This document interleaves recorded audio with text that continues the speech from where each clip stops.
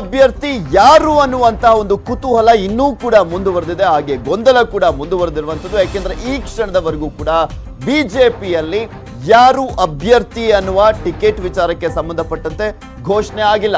ಮುನಿರತ್ನಗೆ ಕೈ ಕೊಡುತ್ತಾ ಬಿಜೆಪಿ ಅನ್ನುವ ಪ್ರಶ್ನೆ ಎದ್ದಿದೆ. ಮುನಿರತ್ನಗೆ ಬಿಜೆಪಿ ಟಿಕೆಟ್ ಮಿಸ್ ಆಗುತ್ತಾ? ಸಿಎಂ ಭೇಟಿಗೆ ಸಿಗಲೇ ಇಲ್ಲ ಅವಕಾಶ. ಮುನಿರತ್ನ ಅವರಿಗೆ ಮನೆ ಬಳಿಯೂ ಕೂಡ ಸಿಎಂ ಭೇಟಿಗೆ ಯತ್ನವನ್ನ ಮಾಡಿದ್ರು. ಮುನಿರತ್ನ ಭೇಟಿ ಮಾಡಲಿಲ್ಲ. ಮುಖ್ಯಮಂತ್ರಿಗಳು ಪುಟ್ಟಣ್ಣ ನಾಮಪತ್ರ ಸಲ್ಲಿಕೆಗೆ ಹೊರಟಿದ್ದಾರೆ. ಮುಖ್ಯಮಂತ್ರಿಗಳಾಗಿರುವಂತ ಯಡಿಯೂರಪ್ಪನವರು ಸಿಎಂರನ್ನ ಹಿಂಬಾಲಿಸಿ ಹೊರಟಿದ್ದಾರೆ. ಮುನಿರತ್ನ ಪುಟ್ಟಣ್ಣ ನಾಮಪತ್ರ ಸಲ್ಲಿಕೆ ಬಳಿಕವೂ ಕೂಡ ಸಿಕ್ಕಿಲ್ಲ ಅವಕಾಶ. ಮುನಿರತ್ನಗೆ ಕೈ ಮುಗಿದು ಹೊರಟಿದ್ದಾರೆ ಸಿಎಂ ಬಿಎಸ್ ಯಡಿಯೂರಪ್ಪನವರು. ಈ ಒಂದು ಬಿಜೆಪಿ ಸರ್ಕಾರ ಬರಲಿಕ್ಕೆ ಕಾರಣಕರ್ತರಲ್ಲಿ ಒಬ್ಬರಾಗಿರುವಂತ ಮುನಿರತ್ನ ಅವರಿಗೆ ಬಿಜೆಪಿ ಕೈ ಎತ್ತುತ್ತಾ ಅನ್ನೋದನ್ನ ಕಾದ್ ನೋಡ್ಬೇಕು. ಮುಖ್ಯಮಂತ್ರಿಗಳನ್ನ ಭೇಟಿ ಮಾಡಿದ್ರು ಮುನಿರತ್ನ ಅವರು.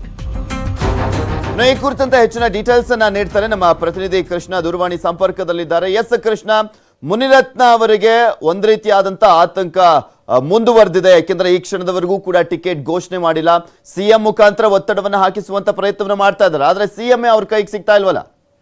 ಖಂಡಿತವಾಗ್ಲೂ ಪೃಥ್ವಿರಾಜ್, ಈಗಾಗಲೇ ಮುಖ್ಯಮಂತ್ರಿಗಳು ಭರವಸೆಯನ್ನ ಕೊಟ್ಟಿದ್ದಾರೆ. ಆದ್ರೆ ಮುನಿರತ್ನ ಅವರು ಎಲ್ಲೋ ಒಂದ್ ಕಡೆ ಆತಂಕದಿಂದಾಗಿ ಎಲ್ಲೋ ಸಿಕ್ಕಲ್ಲ ಅನ್ನೋ ಒಂದು ಭಯದಿಂದಾಗಿ ಕಂಡ್ಕಂಡಲ್ಲಿ ಮುಖ್ಯಮಂತ್ರಿಗಳನ್ನ ಭೇಟಿ ಮಾಡೋದಕ್ಕೆ ಮುಂದಾಗ್ತಾ ಇದ್ದಾರೆ. ಆದ್ರೆ ಮುಖ್ಯಮಂತ್ರಿಗಳು ಪ್ರಮುಖವಾಗಿ ದಿನಚರಿ ಕಾರ್ಯಕ್ರಮಗಳಲ್ಲಿ ಬ್ಯುಸಿಯಾಗಿದ್ದಾರೆ. ಆ ಒಂದು ಸಂದರ್ಭದಲ್ಲಿ ಅವರು ಯಾವುದೇ ಕಾರಣಕ್ಕೂ ಮಾತಾಡೋಕ್ಕಾಗೋದಿಲ್ಲ. ಆದ್ರೆ ಸರ್ಕಾರಕ್ಕೆ ಸಹಾಯ ಮಾಡಿರ್ತಕ್ಕಂಥವ್ರು ಮುನಿರತ್ನವರು ಏನಾದ್ರೂ ಕೂಡ ಮಾತಾಡ್ಬೇಕಾದಂತ ಒಂದು ಅನಿವಾರ್ಯ ಪರಿಸ್ಥಿತಿ ಮುಖ್ಯಮಂತ್ರಿಗಳು ಕೂಡ ಬರ್ಬೇಕಾಗುತ್ತೆ. ಆದ್ರೆ ಎಲ್ಲೋ ಒಂದ್ ಕಡೆ ಮುನಿರತ್ನಾಗಿ ಈಗಾಗಲೇ ಭರವಸೆ ಕೊಟ್ಟಿದ್ದೇನೆ, ಈಗೇನ್ ಮಾತಾಡೋದು ಅನ್ನೋ ಒಂದು ನಿರ್ಧಾರಕ್ಕೆ ಎಲ್ಲೊಂದ್ ಕಡೆ ಮುಖ್ಯಮಂತ್ರಿಗಳು ಬಂದಿದ್ದಾರೆ ಅನ್ಸುತ್ತೆ.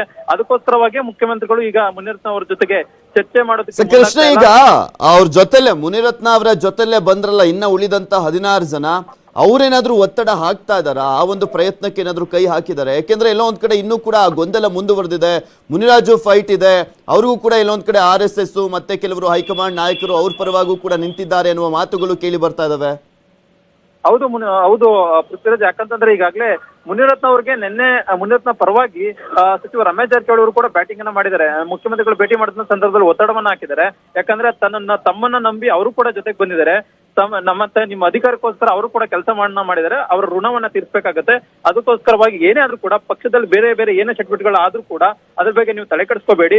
ಯಾಕಂತಂದ್ರೆ ಇವರಿಗೆ ಸಹಾಯ ಮಾಡ್ಬೇಕು, ಅದಕ್ಕೋಸ್ಕರವಾಗಿ ಅವ್ರಿಗೆ ಟಿಕೆಟ್ ಅನ್ನ ಕೊಡ್ಬೇಕು ಅನ್ನೋ ಒಂದು ಮಾತನ್ನ ರಮೇಶ್ ಜಾರಕಿಹೊಳಿ ಕೂಡ ಹೇಳಿದ್ದಾರೆ. ಜೊತೆಗೆ ಬೇರೆ ಬೇರೆ ಸಚಿವರು ಅಂದ್ರೆ ಸುಧಾಕರ್ ಆಗಿರ್ಬೋದು, ಎಸ್ ಸೋಮಶೇಖರ್ ಆಗಿರ್ಬೋದು, ಮತ್ತೆ ಭೈರತಿ ಬಸವರಾಜ್ ಆಗಿರ್ಬೋದು, ಹೀಗೆ ಯಾರೆಲ್ಲ ಶಾಸಕರು ಕಾಂಗ್ರೆಸ್ ಮತ್ತೆ ಜೆಡಿಎಸ್ ತೊರೆದು ಬಿಜೆಪಿಗೆ ಬಂದ್ರು ಆ ಸಂದರ್ಭದಲ್ಲಿ ಮತ್ತೆ ಈಗ ಯಾರು ಸಚಿವರಾಗಿದ್ದಾರೆ ಅವರೆಲ್ಲಾ ಸಚಿವರು ಕೂಡ ಈಗ ಮುನಿರತ್ನ ಪರವಾಗಿ ನಿಂತಿದ್ದಾರೆ. ಆದ್ರೆ ಆ ಎಲ್ಲಾ ಸಚಿವರು ಕೂಡ ಅವ್ರ ಪರವಾಗಿ ನಿಂತರೂ ಕೂಡ ಎಲ್ಲೋ ಒಂದ್ ಕಡೆ ಬಿಜೆಪಿ ಹೈಕಮಾಂಡ್ ಆಗಿರ್ಬೋದು ಮತ್ತೆ ಬಿಜೆಪಿ ಇಲ್ಲ ರಾಜ್ಯ ಬಿಜೆಪಿ ಕೆಲ ನಾಯಕರು ಕೂಡ ಸಾಕಷ್ಟು ವಿರೋಧವನ್ನ ತೋರಿಸ್ತಾ ಇದ್ದಾರೆ. ಅದಕ್ಕೋಸ್ಕರವಾಗಿಯೇ ಮುನಿರತ್ನ ಅವ್ರಿಗೆ ಇನ್ನೂ ಕೂಡ ಟಿಕೆಟ್ ಅನ್ನ ಘೋಷಣೆ ಆಗಿಲ್ಲ ಅನ್ನುವಂಥದ್ದು ಕೂಡ ಹೇಳಲಾಗ್ತಾ ಇದೆ.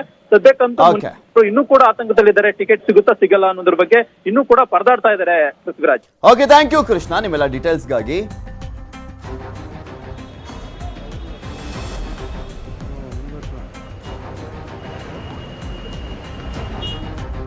ಒಂದ್ ಕಡೆ ಮುನಿರತ್ನ